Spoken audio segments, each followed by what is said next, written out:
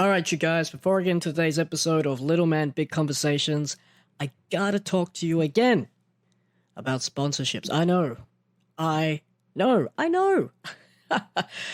know.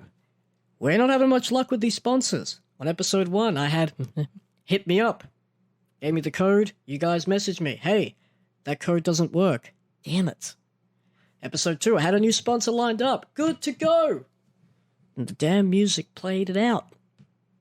But today, don't fret. Today, I have a new sponsor. Now, in this time, in this day and age, in this global situation, we're all looking for things to do, right? Looking to kill the time during quarantine. Have I got the thing for you? Underwater basket weaving. I know. Trust me. 3 words you thought you'd never hear put together. Like pizza, broccoli, Band-Aid. Sounds great. Separately, they're great. Don't know if all 3 should be put together. But hey, underwater basket weaving is the skill for you. You ever sat underwater with weighted pants and tried to weave a basket in a pool and had people say, hey, get out of my pool? No? Then you need to start underwater basket weaving today. It's done in all kinds of countries, like, well, I can't name them right now, but hey, don't take my word for it. Go out and try it today, underwater basket weaving. You regret that you didn't, and you'll be happy that you didn't. I mean, happy that you will, that you didn't. If you know what I didn't mean. Enjoy today's episode.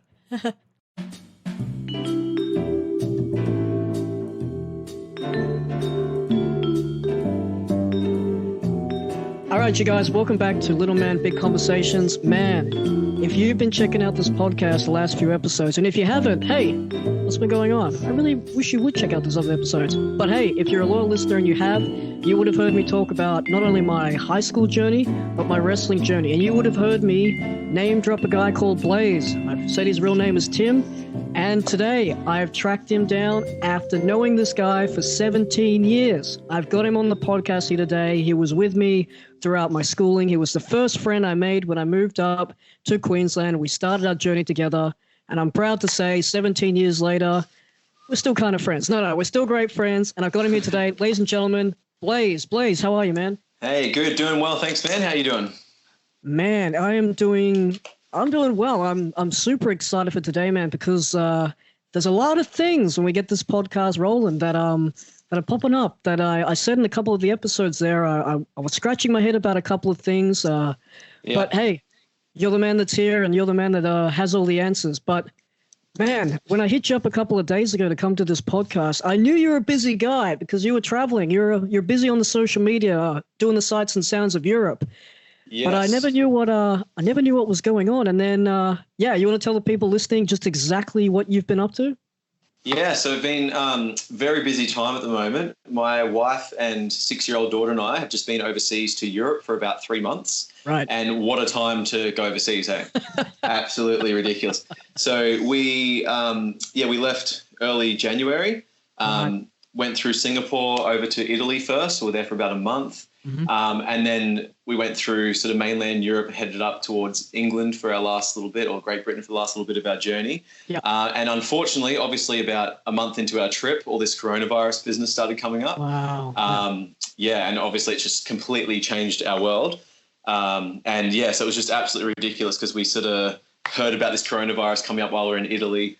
And then kind of basically my wife and I kind of joked that we were either very, very lucky or we were the ones spreading it everywhere because basically every country, that's a joke, by the way, we don't have coronavirus, but every single country that we went to, within a day or two, they'd shut down behind us. So we'd leave Italy, they'd shut down. We'd go to Austria, go to Germany, they'd shut Austria down, go to Belgium, and then they shut down Germany and things like that. So it was just very, very stressful, pretty overwhelming sort of thing to deal with. Kind of felt like you're in a movie the whole time.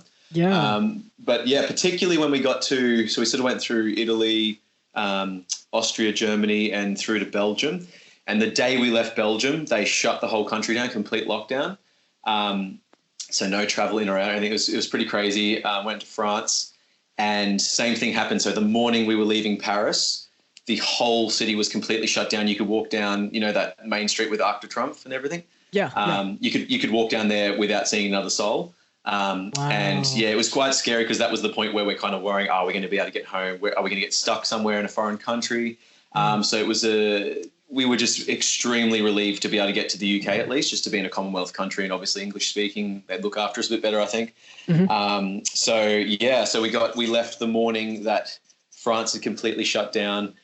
We were worried we weren't going to get out. We were worried we were going to be stuck in there. And luckily we got to do the train ride under the English Channel, got to the UK and ended up spending about a week and a half in London. And we had to kind of cut our trip about 3.5 weeks short, just because of obviously everything was shutting down at that point. So it was a very surreal feeling to be in London, walking the streets of London and everything like that, seeing Buckingham Palace and everything with basically no one around and in that situation. So that definitely must have felt like, you said it just before, but I was thinking the same thing because, man, it must feel like one of those Hollywood movies where it's like, it's chasing us. And then everywhere you went, it was sort of like shutting down right behind you. Exactly. And it was crazy at the end. Like I said, even with Belgium the day after, we went to Disneyland Paris, and the day after we finished our 2 days there, they shut down Disneyland Paris. Everything was just this very surreal sort of feeling. And obviously getting home was extremely stressful. Like just all the flights were getting cancelled. You didn't know where to go. And you're hearing all these horror stories of like, if you fly through Dubai or Abu Dhabi, you might get quarantined there. And we have like a little 6-year-old girl. So, you're not going to, the idea of getting stuck in the Middle East and stuff is just not very enticing. So we ended up luckily finding Qantas had the last few flights. Thanks, Qantas.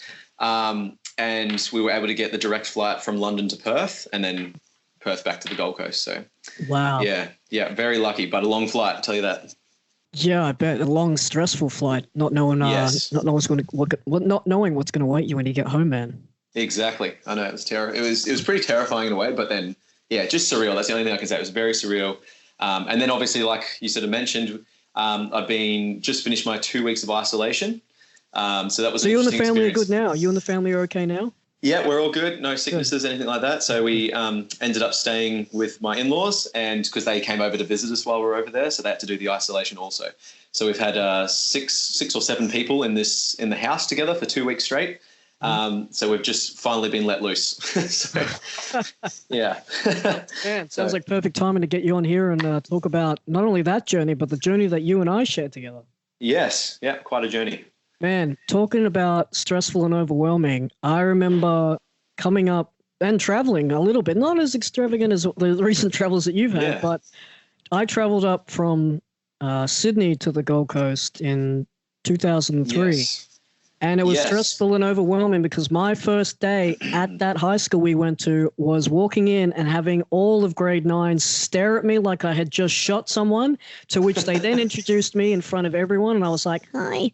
And they said, okay, take a seat, sit wherever you want. And then they said, right, camp tomorrow.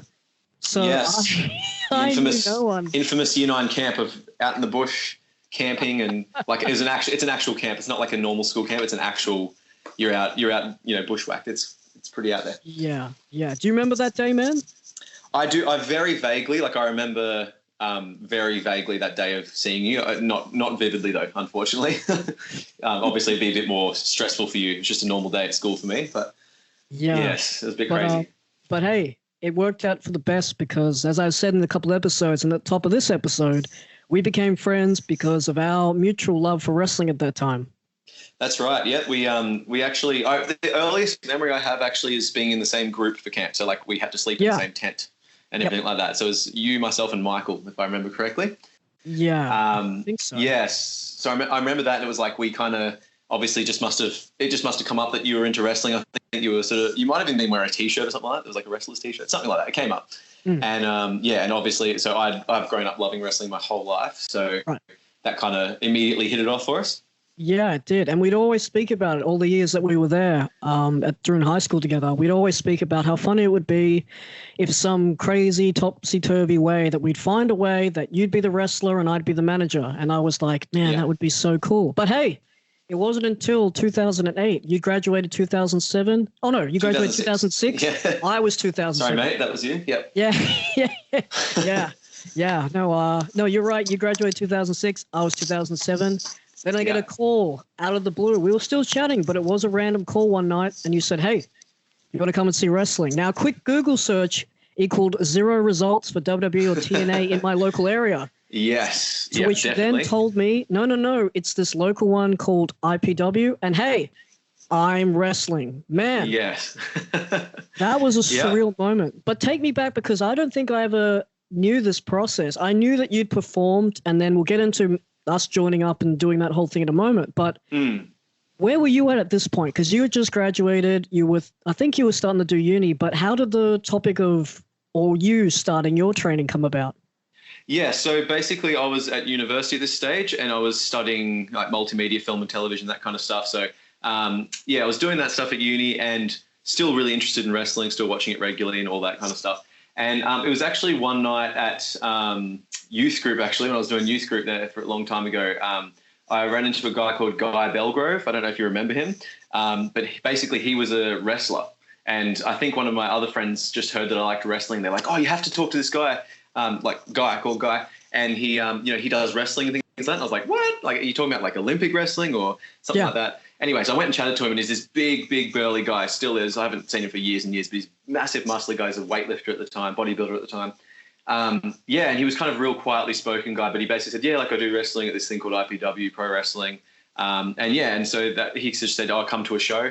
I sort of went to the show, saw it, and instantly knew I had to get involved somehow. That was kind of the basic overview. Obviously, we can get to more detail later, but that was the basic overview of what got me into IPW and starting my training. Right. And how long was it that you were training there? Because I vaguely remember it was about mid-2008 that you had your debut match against Ash. But how long were you training for before that matchup came about?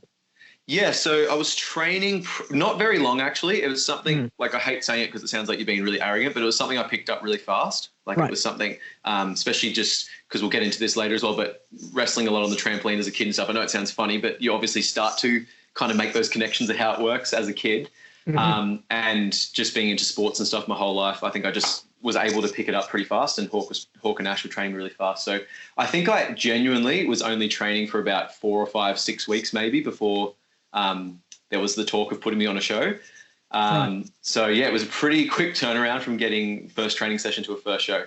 So I remember coming down to that show, and I think pretty much your whole family were there.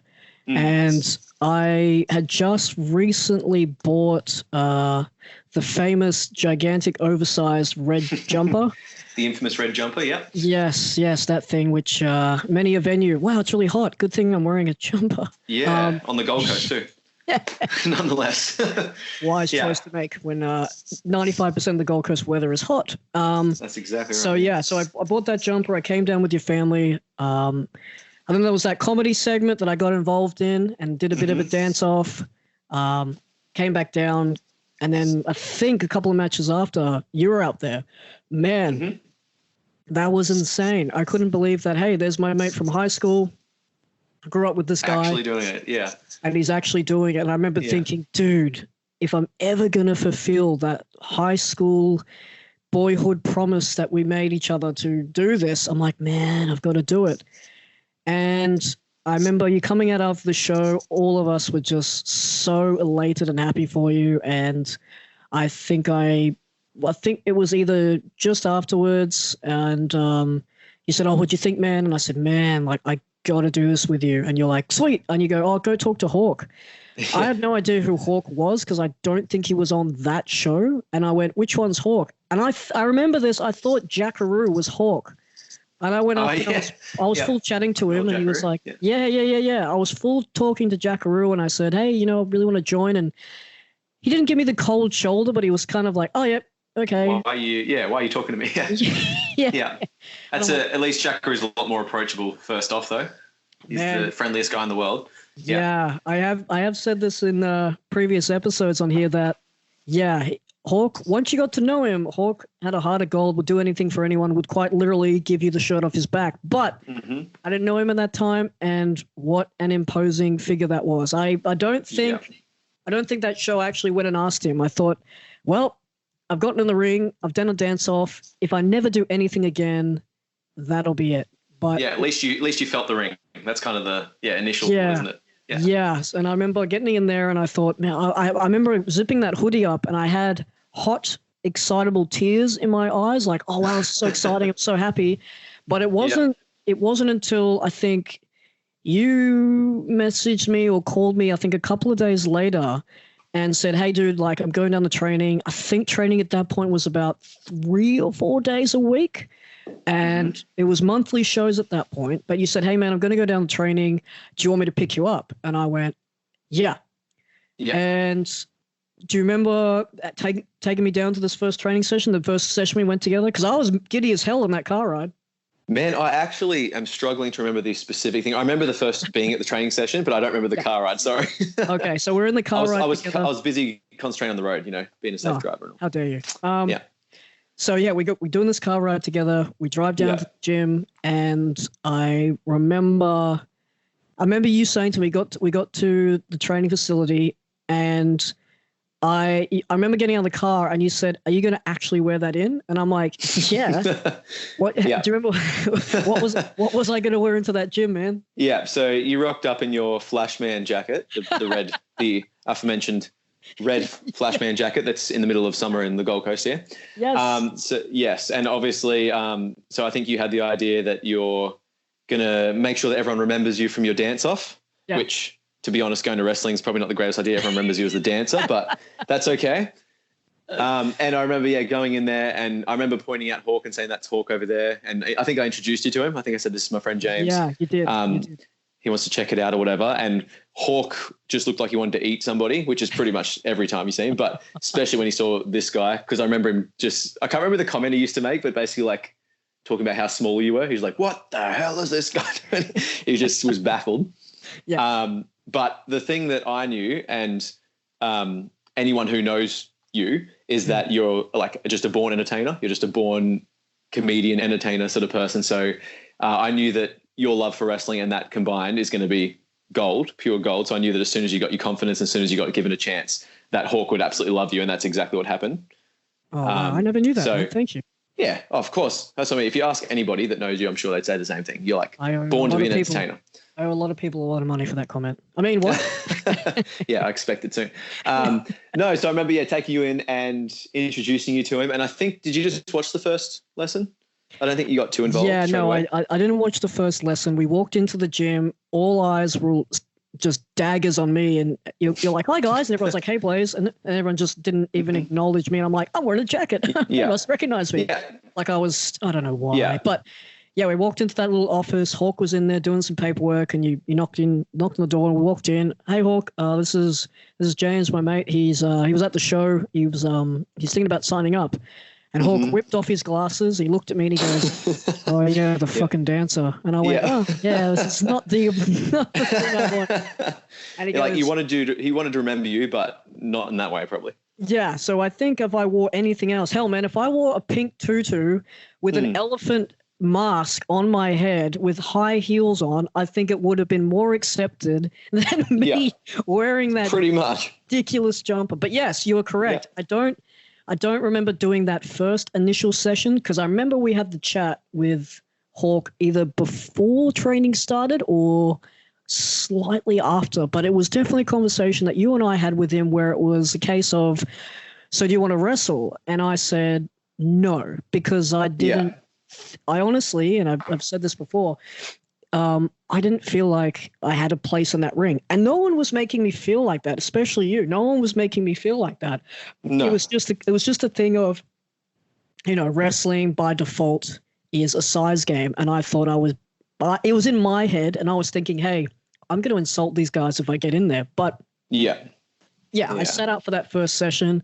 And yeah, man, we were pretty hooked by about, I think it was the next session that I went, you were going to sign up, because we had that car ride home and you were quizzing me pretty hard on whether or not I was going to commit to it with you.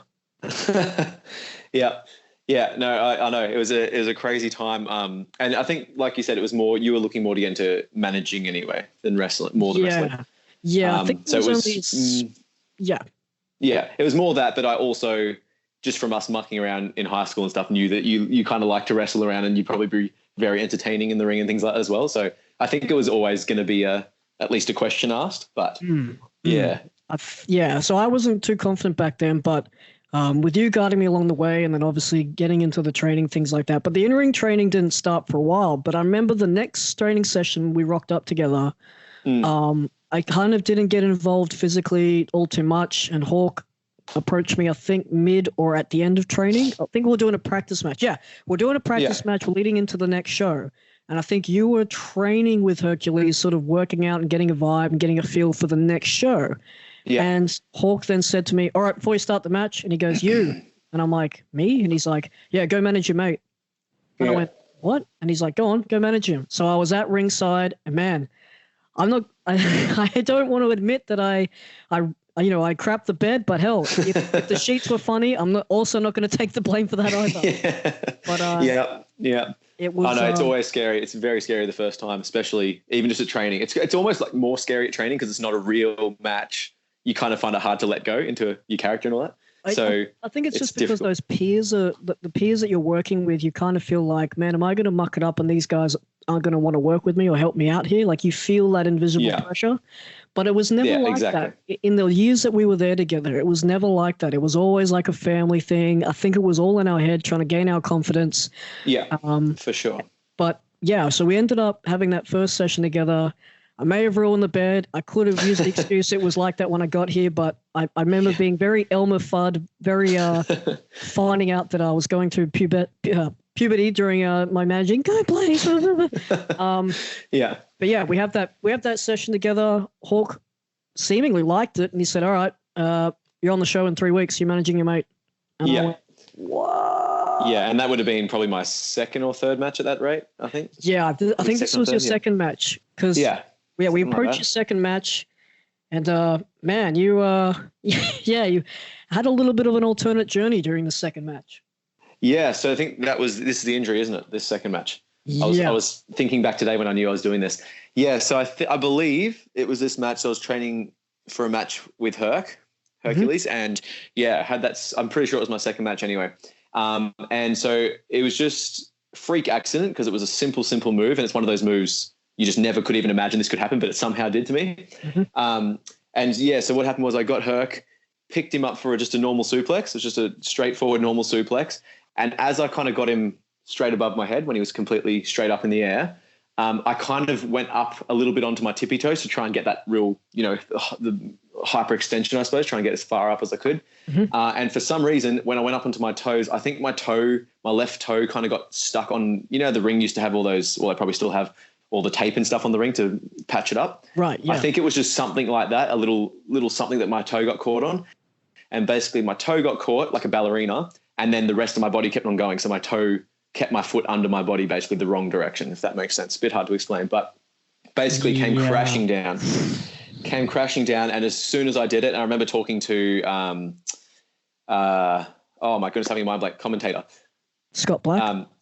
Scott Black, of course, yes. I remember talking to him after, and he was watching, and he's like, oh my goodness, as soon as you did that, I thought you'd broken your ankle for sure, broken your leg for sure, because it was just such an obvious, like, that's not how your ankle's supposed to go. Yeah. So I remember coming down really hard and just straight away punching the mat, hitting the mat in pain, just excruciating. And I remember, I think it was Slamming Sam was refereeing at that time. I think so, yeah. I think it was him in that match. And I remember just looking up at him and being like, I need to finish the match. Because this was only about 5 minutes into a 15-minute match. And I remember saying, I need to finish the match. You need to finish it. And he went over to Herc and was like, finish it. And I think, to be honest, I can't remember who won. I think I was set to win the match to go over. And I think Herc sort of positioned himself really well. He actually did a great job in the situation. He positioned himself really well where I was able to sort of just roll him up real quickly, get the 3 count, and then just hobble out. Yeah. So it didn't look too bad, but and I just remember hobbling out, and you were with me at the time, and I think you were weren't sure what had happened. You were a bit confused. No, I had no idea. Do you remember what happened, or did you see? Yeah, so I remember being obviously at ringside, doing the managerial work, consistently sort of finding out that that my voice was changing throughout this match. Go please. And I remember I did recap on this in episode 2 of this podcast, where I said that I was really confused because I was watching the action and I was watching the high angle that you had for, I think it was either a normal suplex or a back suplex, but yeah, it was definitely a suplex of some description. You'd gone up for it. I'm thinking, man, that's sky high. Not dangerous, but it looked good. It came down nice and neat. You protected your opponent. It was nothing that you had done, nothing that Herc had done. Again, like you said, freak accident. But yes, once you'd come down, I remember you punching that match vividly. Yeah. That image has always been burnt into my mind for some reason. They got out of there, and I remember coming in the ring, and I was thinking, but your leg hasn't been worked this whole match. Why are you selling your leg? That's so. Is this like an angle or something that I wasn't aware of? Because obviously I didn't sit in on the wrestling talk. Yeah. So I thought, oh, maybe this is just some sort of angle. And then when I crawled over to you, and you were still in the ring, and I think Sam was kneeling down next to you. Grave Tavern might have gotten up and come to the ring. I'm not too sure. Yeah, but I don't remember that specifically, but yeah. Yeah, but I remember crouching down next to you, and you're just gritting your teeth and like moaning. And I said, man, what's going on? And you're like, I've done something. I really feel like I've done something. I'm really sure it's my ankle. And you're like, oh, shoot, damn it. You know, oh, so annoying. Like, you're really frustrated. We got backstage. And, what happened during that point? Because did you go immediately to get scans after that, or was it a day or so later? I can't remember the actual scans for that specific injury because I had another injury that we'll get to later that I remember going to the doctors for. But yeah, this first one, I just remember getting help back. I think it was by you and Sam because I remember having my arms around. Yeah, it must have been Slam and Sam. Took me back. And then I remember Ash was actually the person who kind of sat me down and like took my gear off for me. He was kind of like helped me out there. So thanks, Ash, for that if I didn't say it. And he kind of sat me down and put my foot up and he took my shoe off and my kick pads off and stuff. And he was checking my ankle. And he's like, I don't think it's broken, but it was swelling up and things like that.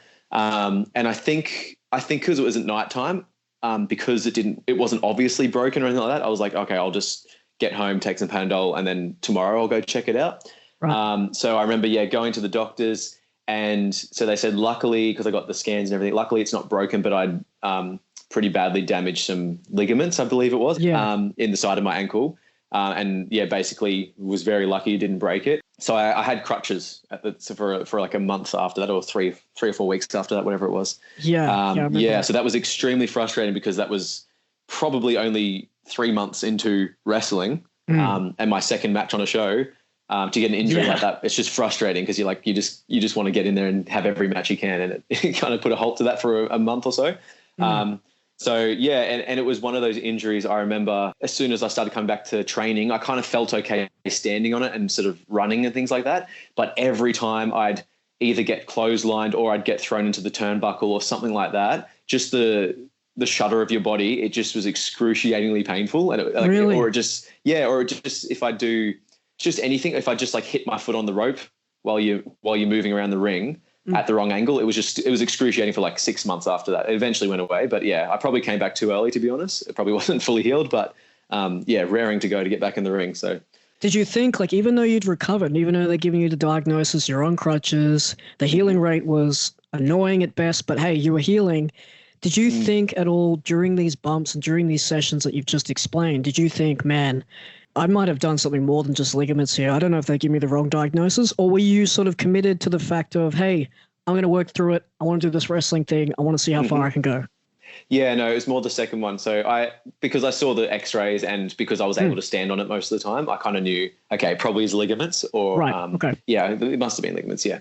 Okay. So it was something like that. And I kind of just knew, I want to get back in as soon as possible. And I'm pretty sure, correct me if I'm wrong, I'm pretty sure the next show, because we're doing monthly shows, I think I managed you because I couldn't wrestle, obviously. So I think I think you had your first match and I managed you as a so I think to switch things up a bit. Yeah. So I think what happened was is that we would still go to training, like you would still show your commitment, things like that. I think you took the next week off, like I think because everything that happened, you were getting off. Yeah, I think you were getting your moon boot or doing your crutches or whatever was necessary. But I definitely remember there being a time when we're at training, and there was that sort of area at the end of training where they would sort of go like free time. Like, okay, if you guys want to practice anything that we've done through the session today, if you guys want to learn anything new, depending on how, complicated the move was, like, no one was going out there doing moonsaults or anything in their first day, but, know, some guys were like, oh, I want to learn, a power bomb, or I want to learn a suplex, whatever.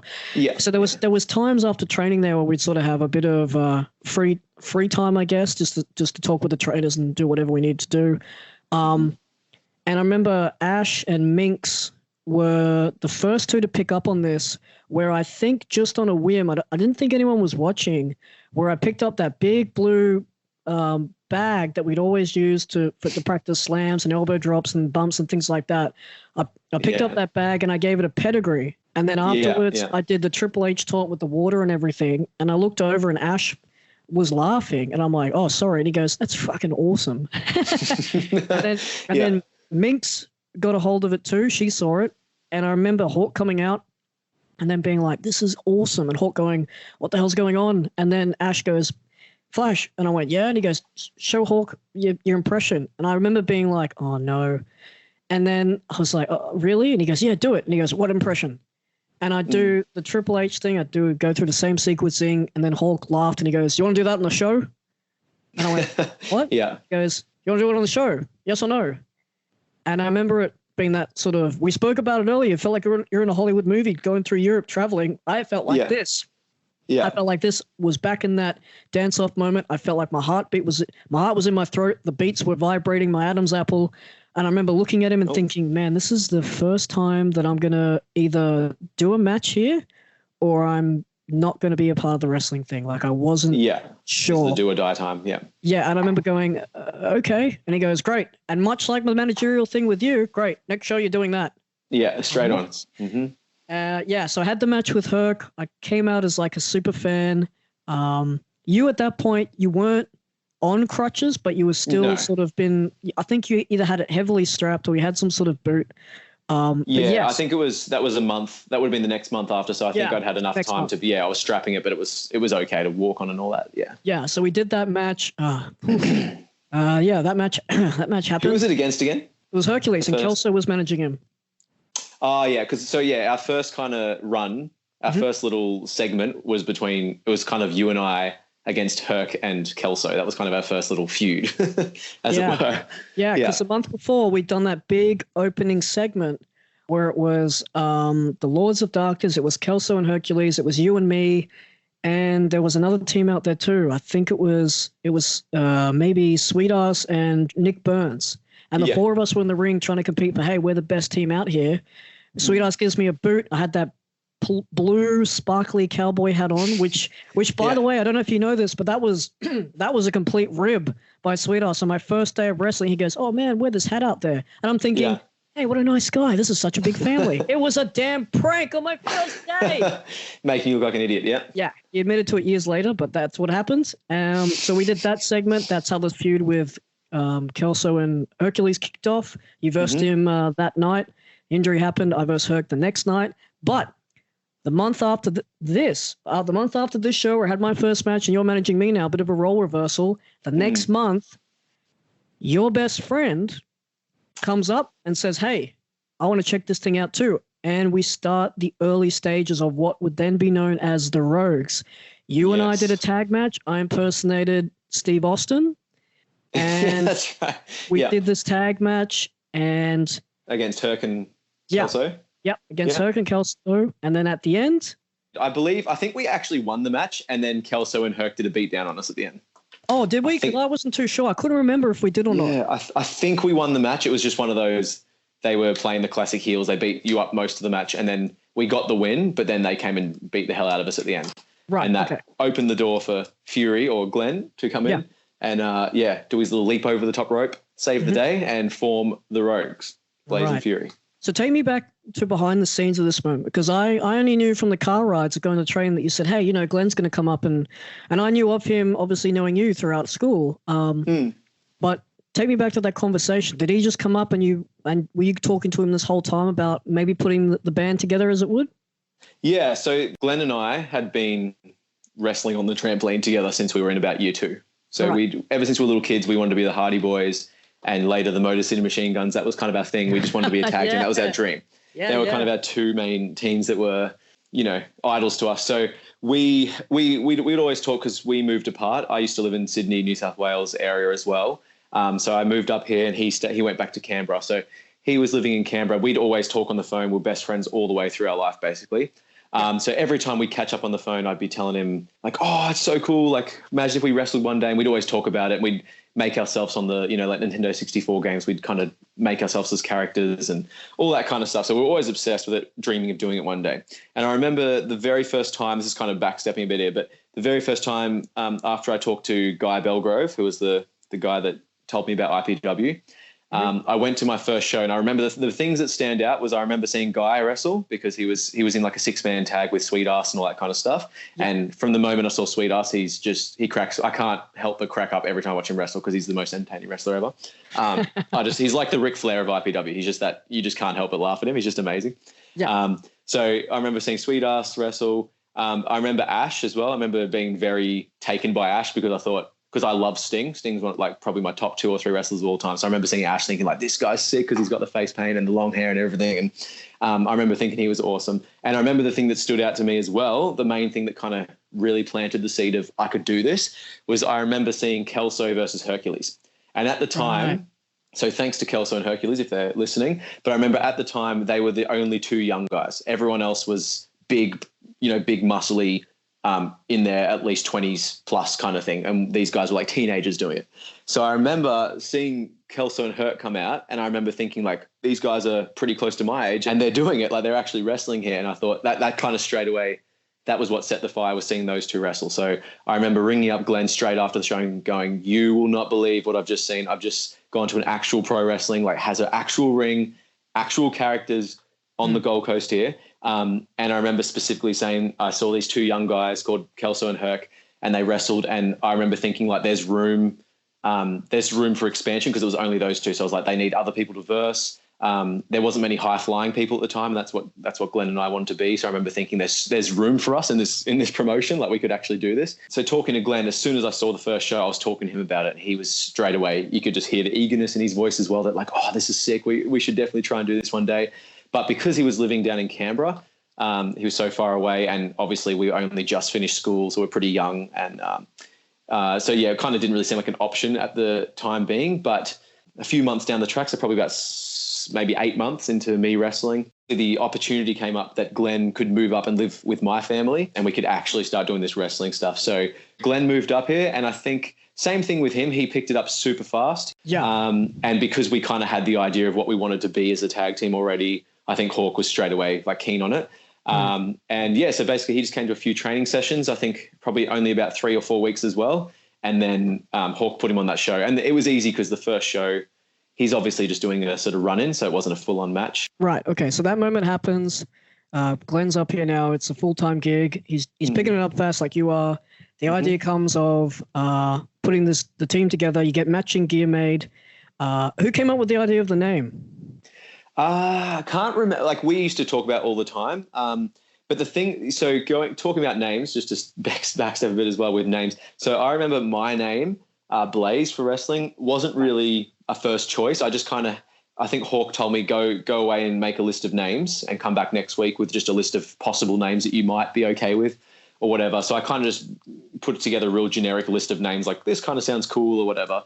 And I remember Blaze was on there, obviously, because I don't hate it, but it definitely wasn't my first choice. And I remember reading them out to Hawk, and straight away was like, yeah, Blaze, that's it. You're going to be Blaze. And I was kind of like, oh, okay, I guess so.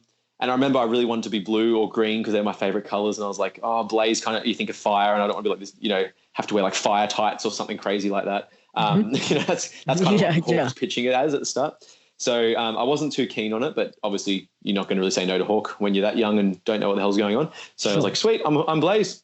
And then anyway, so got started. And when Glenn came up, Hawk was like trying to think of a name for us to go together. So he, for whatever reason, it might be an old movie or something, but Blaze and Fury just went well together. It sounded good together. So he gave Glenn the name Fury. And same thing with Glenn. He wasn't overly keen on it, but that's just kind of what we had. So we kind of thought, all right, let's come up with a tag team name that's ours that we can choose. And the idea, I guess, for us is we always, our characters were kind of like a mix between that sort of Hardy Boys, Motor City Machine Guns, how they kind of got that like punky, almost like, it's hard to explain. Like even like Lost Boys, like the Lost Boys Rufio. Is it pirate inspired at one point? Yeah, kind of piratey inspired. Yeah, it's like kind of piratey, kind of punky. kind of like you're in a like sort of street kids gang kind of look. Almost, it's kind of a mix between all that. So that was the vibe we were going for. And we thought, going through names, and we thought the Rogues, that kind of perfectly displayed what we were trying to go for. Like, we're real rogues. We're kind of different to everybody else. We're kind of like out on our own, that kind of vibe. Okay, so you guys came up with that name. Yeah.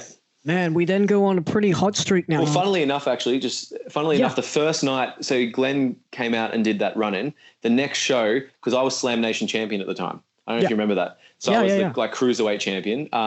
And so the next show, Glenn and I both actually had separate singles matches because I had to drop the belt. So I think I dropped it to Kelso, I dropped the belt to Kelso, and then Fury versus Mystery. That was his first match as well, I think. And then the next show after that was when we actually officially kind of joined, but we were wearing the same gear and everything. So it was kind of odd, and you were managing both of us. So yeah, but yeah. Because we did that double header show. Because I remember that show we lost a belt, and then we had a show. I think it was the next day on a Sunday, and we ended up doing like a battle royal. But that was the I've actually got video footage of that somewhere. But it was remember the thing where Hawk used to spin the wheel? It was like a roulette. Kind of thing? He had that wheel. Yeah. And we kind of that. I think that was a few months later. But we had a couple of separate matches, and we versed Pirates and Ninjas as well. So we had a few matches on the same night. But it was kind of there's a lot of shows in that sort of small period of time. But it was about 6 to 8 months there, probably, where we had just consecutive tag team matches. We went on a big run. We had a lot of those young kids that were at that bicentennial shows month to month. And we got good old bicentennial center. Yeah, we got flooded. There was a couple of shows there, man, where I think every kid and young adult in the building wanted either a photo or wanted an autograph of all three of us, and it was nuts. It kind of just all seemingly happened overnight, but it was weird. I think it was just a combination of Glenn and I were wrestling well as a tag team. We were young and we were the baby faces, so automatically you're going to get help. And then because you were also on the outside so entertaining, you kind of reached that younger kid audience, so it just worked well. But I'm going to have to drop a massive bomb here.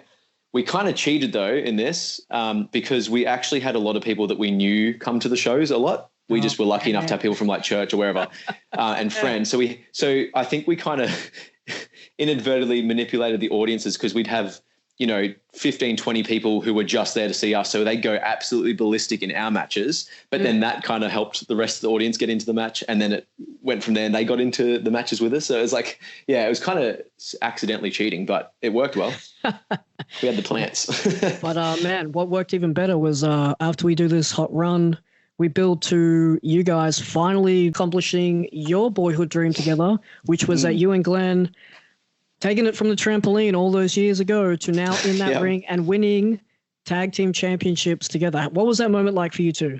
Yeah, that was absolutely incredible. So the lead up to that was we had probably a few months where we were kind of feuding with Ash and Scorn. Yeah. And so that was, and I've talked to Glenn about this multiple times and we've always said this. So if they ever listen to this, Ash and Scorn were always our favorite opponents. It was just a mix of, I think we just had good chemistry with them for some reason. Like I think it was the mix of they were such good heels and they were such a big bruising kind of tag team, especially Scorn, such a big bruiser. And then we were kind of like the nice baby face sort of fast paced, high flying kind of tag team. So it just sort of went perfectly together. And obviously the big thing was they were veterans, especially Ash at the time, I think was had been wrestling for a long, long time. So it just worked perfectly. They were able to guide us through the matches. And Ash was such a massive, I don't know if I ever told him, but if he's listening, just can't say thank you enough to him because he was, and I'm sure most people who went to IPW, but he was such a good trainer and such a good person because I had my very first match against him. He's just such a good guy, such a good trainer, so quietly spoken and humble, but always did the right thing by us and always guided us the right way and told us the right things and helped us do the right things.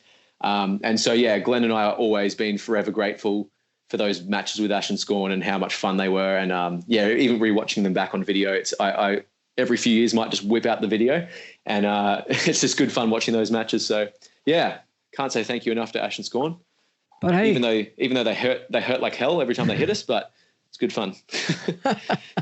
Man, you kind of lead into it here, man. Speaking of hurting like hell, I got a bone to pick with you, man. And I've always wondered this, and I've never had the chance to ask you this, but I thought, hey, we're talking about history here, might as well bring it up now.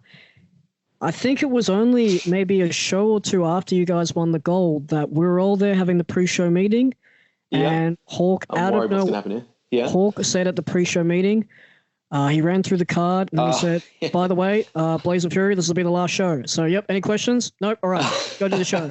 Man, Yeah. the bone I have to pick with you guys is that you guys didn't come to me before this. I found out the minute the rest of the roster found out. What was going on? Oh, man. What happened? Yeah. So basically what happened was Glenn, through various different circumstances, was going to move back to Canberra. That was the main catalyst for it all. Right. So he basically had to move back to Canberra. And at the time, because I was getting quite sore, like I know it's a weak excuse because many of the wrestlers do it for many years, but they usually do it hurt. Mm-hmm. I was quite sore at the time for whatever reason. And I think that was my second injury. I had, I did a DDT to Scorn at training, and he's not a small man by any means. Sorry, Scorn.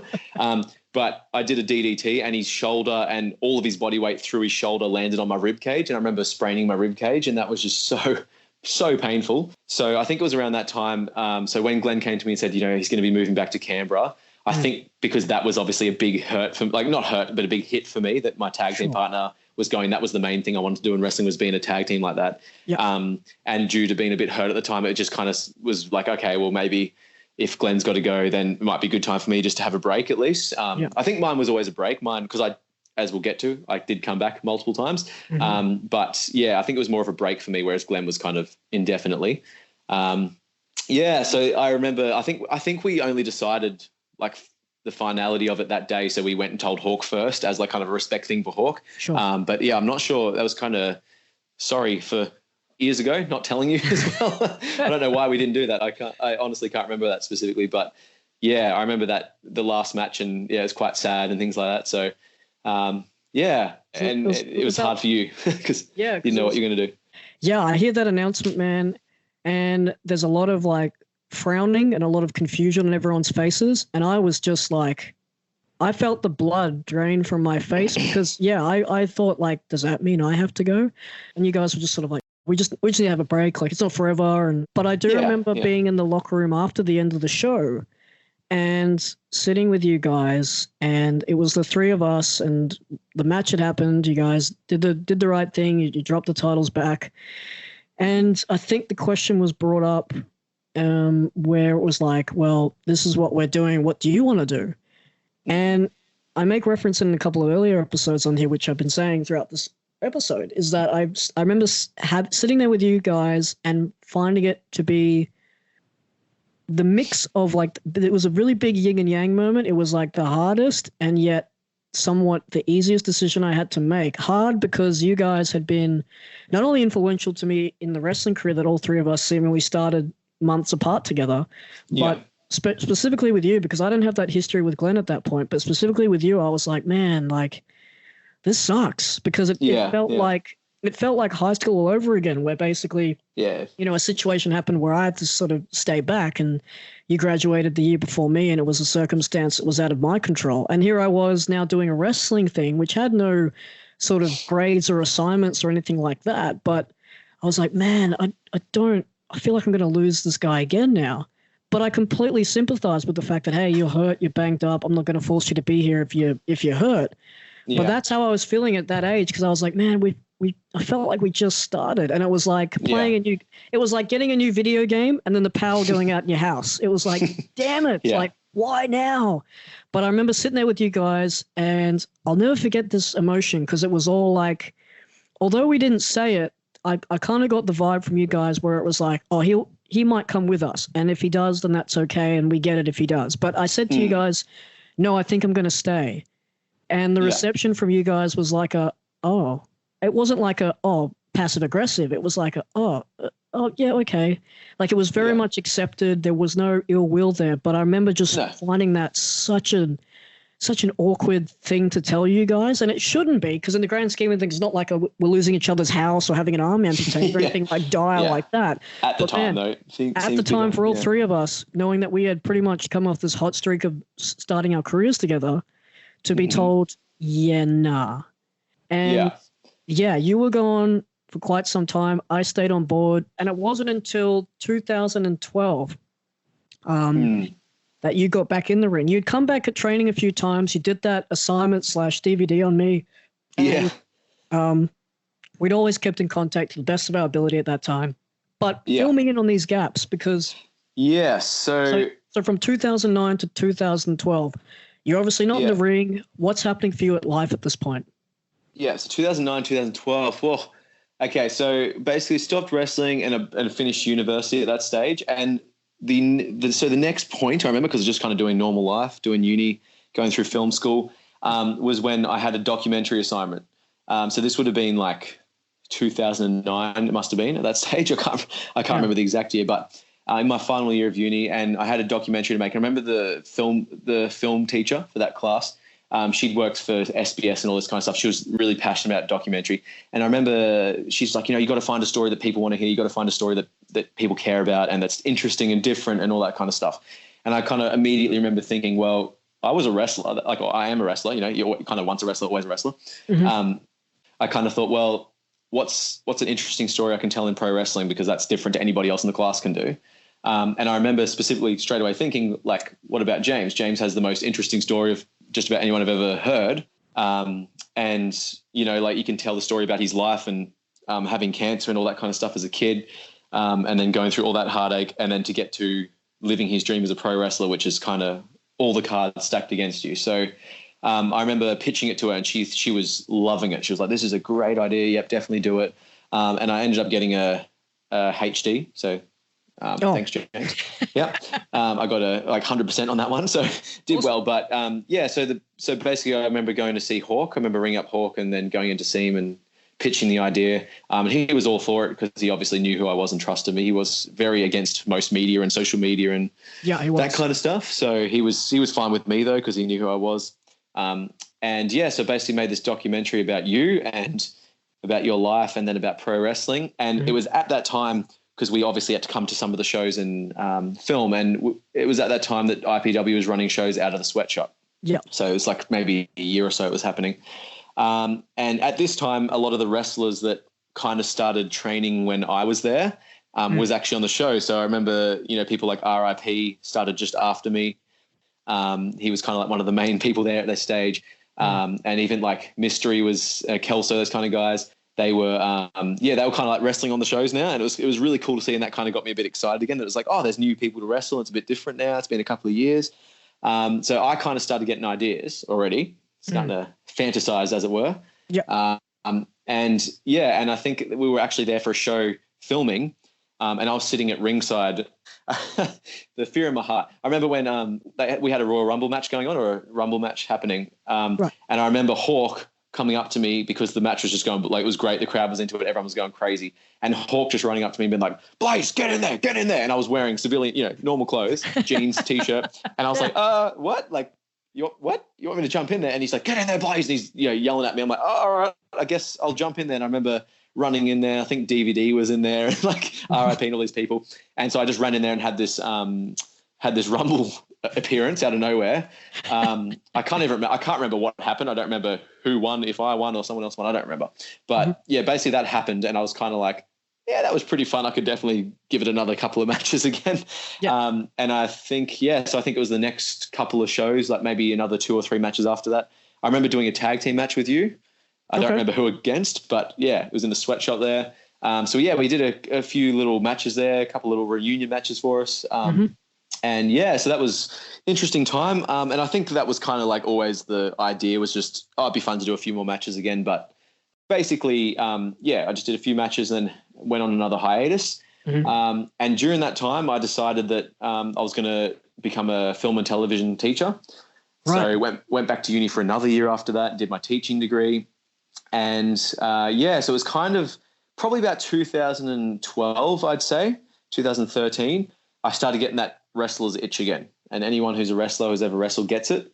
And I remember saying to my wife, like, I'm actually kind of missing wrestling still, and I wouldn't mind giving another few matches just for some fun, just to enjoy it. So I remember going down to the PCYC where they were training at the time, seeing Hawk again.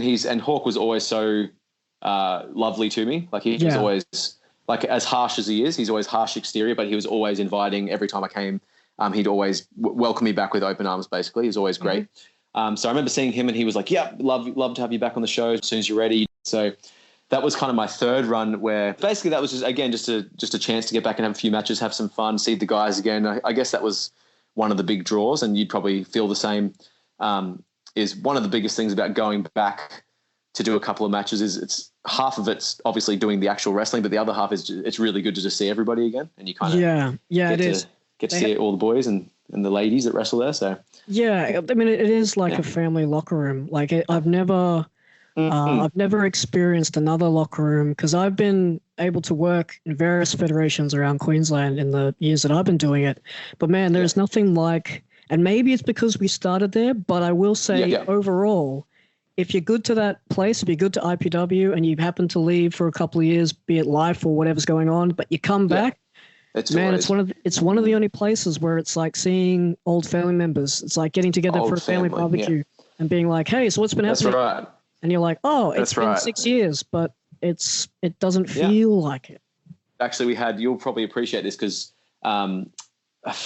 when was it? Maybe last year. Glenn actually was here to visit quickly.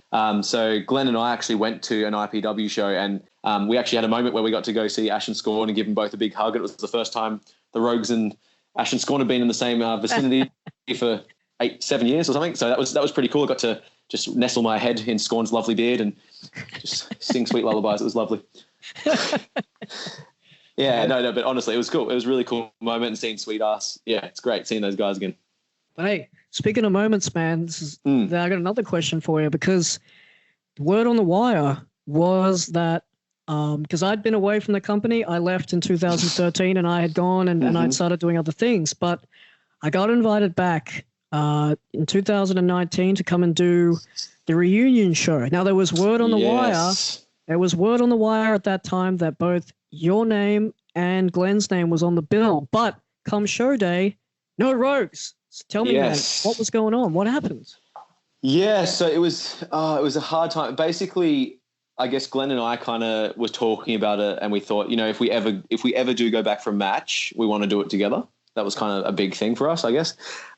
So we were kind of like, if we're going to go back to wrestling and do one more final match, I want to do it as a tag team, because I've done a few, probably a handful of matches here and there since Glenn had been in wrestling. But I guess by this stage, being, a little bit older and all that kind of stuff, we were like, if we do it, let's just do it for that. That would be good fun. And so basically we were looking at possibly doing it, and I won't go into too much detail because this is kind of Glenn's story to tell, I suppose, in however much depth he wants to go into. Basically, Glenn was dealing with some personal things at the time, and he was in the middle of moving from he was at Warwick at the time. So he was in the middle at this stage of moving from Warwick back down to Canberra. So it was just a really poor timing, unfortunately, that it had to happen at that date. And basically Glenn had to say, look, I just can't do it because of the timing. And so, I was kind of like, all right, that's fine. We'll leave. We'll postpone our Rogues reunion to a further date in the future. So maybe one day. Yeah, man. We'll never say never, right? Yeah, never say never. That's exactly right. You come back in 2012, you have the match, you have a little bit of a run there, but hey, something was going on for you at that point, because it wasn't too long after that you went, you know what, I've scratched the itch. I'm not really, I've ticked a few boxes here, but I'm not sure if I can stay around too long. And you decided after the third bit here, we're in 2012, you thought, hey, yeah, this has been fun, but I got to adios. I got to head out of here. Was that all it was? You just wanted to come back for a bit and just, feel that vibe again and then go, all right, I've got that out of my system? It was, yeah. So it was kind of, I didn't really plan like whether it was going to be short or long to come back that third time. And I did a few matches there.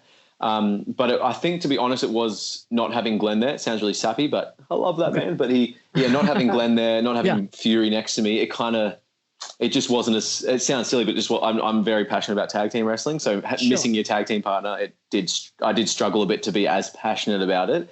But on top of that as well, in personal life, I'd just gotten married about a year before that. Or maybe probably a couple of years at that stage before that. And we actually had our little girl Sway not long after that. So I think becoming a dad and having a little girl, obviously things shift and things have to change. Things have to give to have time for family and everything outside of work. So at that time as well, and for the last few years, obviously that takes priority. And so just been enjoying family life.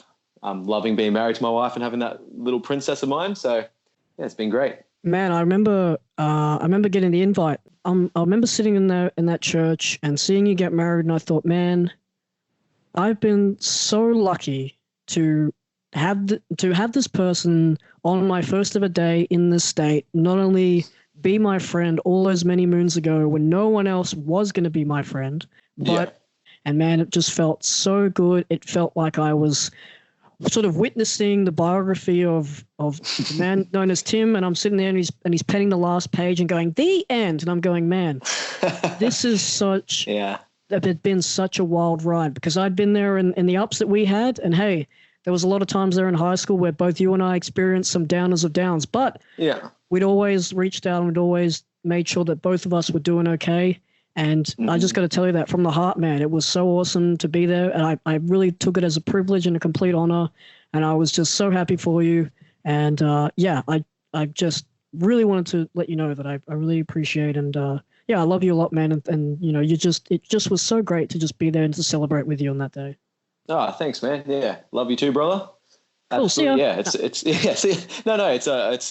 don't know what to say to that, because it's just thank you. I can't say much more than thank you, but yeah, I just think it's the best thing to hear with people like yourself who you've gone through life with, as long as they are, you know, people that you care about think that highly of you. That's kind of like, to me, a sign that you've won. That's winning. Yeah. You know what I mean? You're winning life if you're doing it the right way. So thank you. It was best day of my life at that point, and it's obviously honored to have you there as well. Where are you at now? Are you still teaching? Yeah, so I'm still film and television senior teacher, and obviously things are pretty crazy with the coronavirus stuff at the moment, so it's just going to be crazy coming up. But yeah, still doing that, still at the same school. Really enjoying that. Got some great people I work with there. And just like being a dad, it's like obviously the greatest. I always say this to my friends, especially if you don't have kids. Having a child is the best and hardest thing you'll ever do. Like, you know, going through all those late nights and early mornings and all the hard stuff and their attitude sometimes, and when they chuck tantrums, it's obviously very taxing, but just the best thing you'll ever do in your life. So just trying to enjoy every minute of her life, and and then enjoying every minute of my marriage as well. Couldn't be happier, and my wife's amazing, and absolutely love it. Well, man, we're getting to the wrap up of the podcast now. I have a couple of segments coming up. It's been an absolute blast to catch up with you. We've talked about the history of you. We've talked about our combined careers together. And hey, we even cleared up why you decided to leave. And I had no idea, but we cleared it up. There you go. At this point in time, I want to get inside that brain. I want to get inside that brain, not only as Blaze, but as Tim, as the teacher, as the wrestler, as my friend. This segment of the podcast is called a deep dive, where I'm going to ask you some questions that only you yourself can give your own unique spin and answer to. So, Blaze, are you ready for the deep dive? I hope so. I hope so. All right, man. Straight off the bat, trying to go for a home run. Okay. What was a turning point in your life? How did it affect you, and how did you overcome it? That is a big question, little man. I don't even know. Okay, I'm gonna. Not long after my wife and I broke and got married, her brother passed away. So he took his own life. Wow. This is going back, 8 or 9 years now. So that was obviously a very extremely traumatic and hard thing to go through as a newlywed couple, and then obviously for my family now, like my in-laws. So having something like that happen in your life really does change your perspective on life and change how you view things, and that you don't take the small things for granted. So that was probably, one of the things that stands out to me as a huge turning point in my life. Yeah. Man, yeah. So it was a bit of a roller coaster there. You had this absolute high of, hey, we're married, this is happening, this is all awesome. And then you had that tragedy hit you not long after. Yeah. So it was just such a hard time to see people you love so much go through such a hard journey. And also so inspiring to see, like Brogan's parents be able to push on still through all of that. Like I couldn't even possibly imagine what they felt. To be able to sort of push on and still kind of be a positive people, it's like to me, it's very, very inspiring. So. Yeah, man, no, that's some profound, this is just a profound approach to life situations. I've always been under the mantra, and hey, maybe I got it from you all those years ago, but I've always been under the mantra of there is always a bigger positive to a negative situation. And sometimes when that negative situation hits and it's hitting you and it looks a bit doom and gloom and everything at that point is like, no, there's no way to look at this and appreciate anything other than just to go through those negative emotions and eventually come out the other side. But when you do come out that other side, usually those positive moments start coming in. And hey, it sounds like now that even though there was that tragedy and even though that memory will remain, it's allowed you to appreciate, hey, let's not take life for granted. Every moment counts. Exactly. Yeah, exactly right. Man, exactly right. I know you're a teacher. You stated you're a teacher. Yeah. But if you're not reading the school books and handing out assignments, do you yourself read? And if you do, what book do you normally reread? Okay. Yes, I do read a bit, especially more in my older golden years now than my now that I'm 30. No, I do read. I really, I actually do a lot of theology and philosophy kind of reading, which is maybe something, some people might find kind of weird. But I do enjoy reading sort of Christian theology and Christian philosophy and also, science and that kind of stuff. So I enjoy that. And I'm a bit of a sucker for fantasy. So I do enjoy like Lord of the Rings, those kind of novels like that, fantasy novels. So yeah, bit of a sucker for that stuff. Hey man, we've all got our vices, right? Yeah. You can look back on your life, Ben, and you've had a pretty successful run, not only as a wrestler, but as a human being and as a teacher. But how would you define success? How would I define success? Is a big one again. Yeah. Hey, hence the name of the podcast, man. That's right. I should have known. I'd say success to me, the most, this is profound. I'm going to say, success is truly finding happiness. Yeah. I think that's a huge success for me. So I don't think, don't get me wrong, money makes life easier and all that kind of stuff. And we need money and you need a job, you need career and all that kind of stuff. But to me, it's like finding what can make you happy, what can make you truly happy. And I feel like I'm saying cliches here, but just, being able to be happy with your family and happy with your life and happy doing the small things. To me, if you can do that on top of what I said before, if you can make a positive impact on people's lives and leave more positive than negative when you leave the earth, then I think that's success to me. Again, Positive outlooks is key here. I'm trying. Hey, so you had a successful run as a wrestler, we touched on and we explained in this episode. But hey, now looking back on your career, that isn't over. But looking back so far as what you've done so far, what would you tell yourself if you were starting out now? If I was starting out now, I think, number one, it's going to hurt. I think that's one big shock that a lot of people get into wrestling, thinking it doesn't hurt or it's going to be easy. It'll be like a trampoline. But even, and you know this all too well, even just running the ropes hurts. Even just running against those ropes actually hurts. So I think that's the first thing, is it's going to hurt. So be prepared for that. And I think second thing is you need to listen to the people who are older than you. You need to have that humbleness, that humility that, these guys have been doing it for a long time and they've got a lot to share and they've got a lot to show you. So you need to listen and take on board and know that they know better than you, not that, you don't know anything, basically. All right, this is the part of the podcast now which I like to call the Lipton 6. This is in tribute of James Lipton, who sadly we lost earlier this year in March 2020. He was an American writer, lyricist, actor, and the dean of the Actors Studio Drama School at Pace University in New York City, where he hosted and ran his TV show Inside the Actors Studio from 1994 to 2018. So, in honor and tribute of him, I'm going to ask you his famous 6 questions that he would ask all his guests before wrapping up his interview. So, you ready for the Lipton 6? I hope so. I hope I'm ready. All right, man. First question off the rank. What is your favorite word? Rogue. Oh, Jesus. Rogues. All right. What turns you on? Now, there could be the way you're thinking, or it could be in a way of, hey, I'm really happy about this. I get excited about that. It could be in an energy way too. My wife, Brogan. There you go. Got to be safe. Yep. Hey, no questions asked. What sound or noise do you love? Music. Yeah? Mm-hmm. Just any music, any type of genre? Just pretty much any good music. Sweet, Neoclassical music. There we go. Okay. There's going to be a few people Googling that answer. All right. Please, I know you don't do this a lot, but when you do, it's very, I could say, profound. What is your favorite swear word? Man,